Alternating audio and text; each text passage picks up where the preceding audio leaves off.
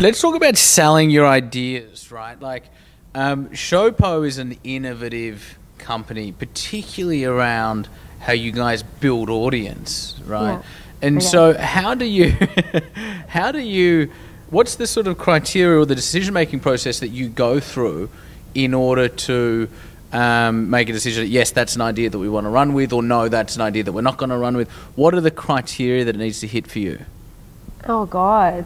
I don't think we have a really strong system for it. No. I think, honestly, it's getting more and more complicated because we have more people involved. Like back in the day, it used to be just like 4 of us in an office, we sit together, and then we're like, what do you guys think of this? And it's like, all right, done. And now we'll decide to do one thing down this one direction, and then like a particular team will come in, they're like, what have you done? Why did you do this? That makes no sense. And another department, like, it's a bit more complicated now, so there's meetings and stuff, and things take a bit longer.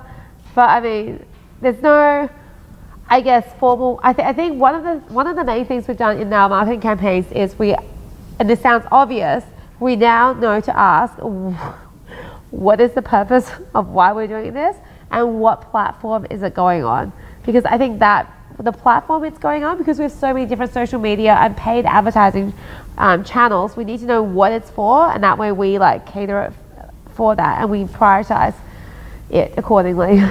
I think that while it might seem like it should be obvious, I actually don't think it is. It's not weird. For what purpose are we doing this, right? Like, what is the commercial outcome? And commercial doesn't necessarily mean financial. Commercial could mean brand building, or it's a surprise and delight thing, or it's a community build, whatever. Exactly. Like, for example, Showpo, when we did it, it's like, okay, what is the point of what we're doing this? Like, is this, okay, this is just for fun, this is to our customers, this is not money making. Yeah. But then we'll look at another campaign. So traditionally, the thing about the fashion industry is traditionally there's lookbooks. There are these big, expensive, fancy campaigns, which we've just now come to realize that we're in the fast fashion industry, we're in this digital age where people do not have the attention span for quarterly lookbooks that cost $10,000. So now we've changed and chopped that up into much smaller campaigns. So we constantly have fresh content and fresh material, and and each one of them have different purposes. But we have had to learn that the hard way, because traditionally,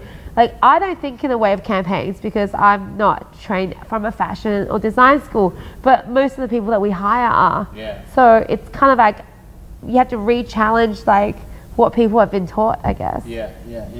Yeah, and I think the other thing with identifying the purpose is that we can then reverse engineer from there according to what that outcome is, right? Like if it's this is a thing to sell more stuff, you approach that differently. Absolutely, this is a thing to get more likes. Yeah. Is it branding, or is it likes, or is it selling products? Exactly. Yeah.